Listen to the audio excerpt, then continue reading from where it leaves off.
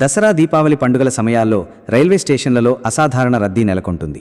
దీనిని దృష్టిలో ఉంచుకొని దక్షిణ మధ్య రైల్వే అధికారులు అదనపు సదుపాయాలను అందించేందుకు ముందుకొచ్చారు.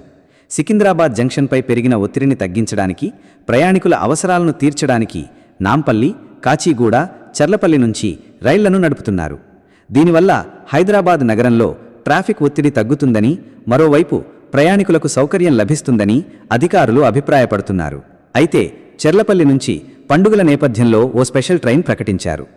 చర్లపల్లి తిరుపతి 0701 నెంబర్ ప్రత్యేక వీక్లీ రైలు సెప్టెంబర్ 5 నుంచి 26 వరకు ప్రతి శుక్రవారం నడుస్తుందని పేర్కొన్నారు.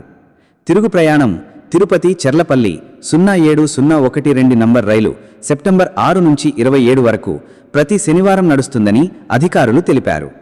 ఈ రైళ్లు మల్కాజ్గిరి, కాచిగూడ, ఉందానగర్, షాద్నగర్, జడ్చర్ల, మహబూబ్ నగర్, వనపర్తి రోడ్, గద్వాల నుంచి ఏపీలోని స్టేషన్ల మీదుగా తిరుపతి వెళుతుంది.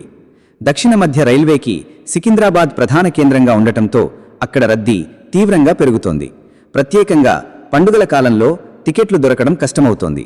చర్లపల్లి నుంచి రైలు నడపడం ద్వారా కొంత ఉపశమనం లభించినా రైల్వే స్టేషన్కు చేరుకోవడంలో స్థానిక ప్రజలు అనేక ఇబ్బందులను ఎదుర్కొంటున్నారు.